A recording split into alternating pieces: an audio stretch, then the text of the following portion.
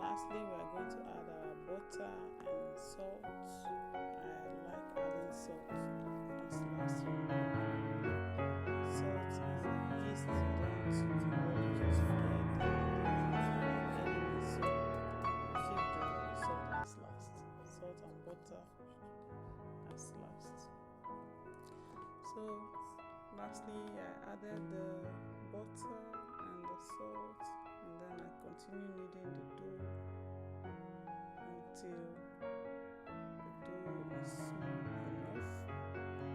This will take some time. This will take 10 to 15 minutes depending on how rough you are. If you're a very strong person, you can knead the dough very well. It will take 10 to 15 minutes. You have to feel it. You have to feel, check to see if it is smooth. There's something you can do to know if the dough is ready. You can do the window test. I always say the window test. You take a little bit of the dough and you stretch it out, and it will be looking transparent, like you can see through.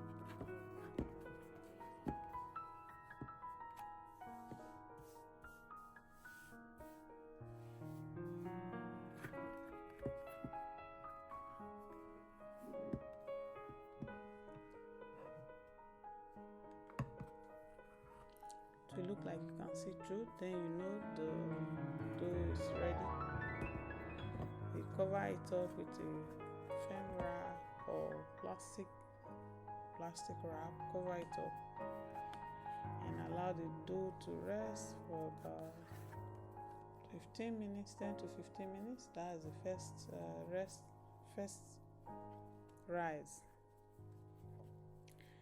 Next, we are going to punch the dough down, punch it down, and divide the dough into portions depending on what you are making. You can use the same recipe to make bread. You can make bread rolls with this one. You can make sandwiches with this recipe. So depending on what you are making, you divide your dough out. Here I'm making these small rolls, so I just divide my own into the portions that I need and I roll it out. I shape the dough, shape it out, and it's good to go. So after shaping the dough out, I spray my baking.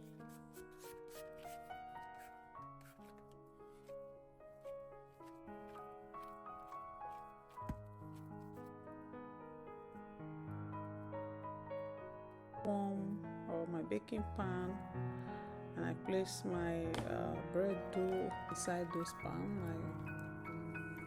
place the dough in the pan. Cover it to rise for about 45 to 60 minutes, and then they are ready to bake. I bake them in the oven for about 18 minutes. Yeah, bake them for about 18 to 20 minutes, or until they are golden brown. You cannot miss it when they are ready. For this, I also give it a twist. I added some sesame seeds. I topped them with some sesame seeds just to give it that extra something. So that's what I did, and the result was amazing, and they were also delicious, guys. I'll leave the full recipe in the description box below. Feel free to check it out and let me know how it turns out. If you like this recipe, if you try this recipe and you like videos like this, don't forget to like and subscribe to our channel for more recipes like this. Give the video a thumbs up, share with your friends and family. I just thought I should share this video, so I'll see you on the next one. It's very straightforward. You can also use a mixer, a stand mixer, to make this dough.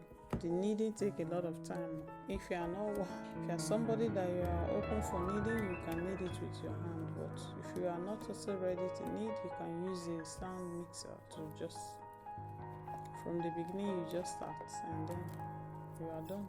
In no time you are done. So if you cannot knead the dough with your hands, depending on the portion you are making, you can use a stand mixer or a hand mixer with the dough hook or the dough attachment. So that's it for this one, guys. This is what I call the window test. Like I said before, see, it's looking like transparent. You can see through. If it doesn't break, it means it's ready. Yes. Okay, guys, see you on the next one. Bye bye. See you next time. Thanks for watching.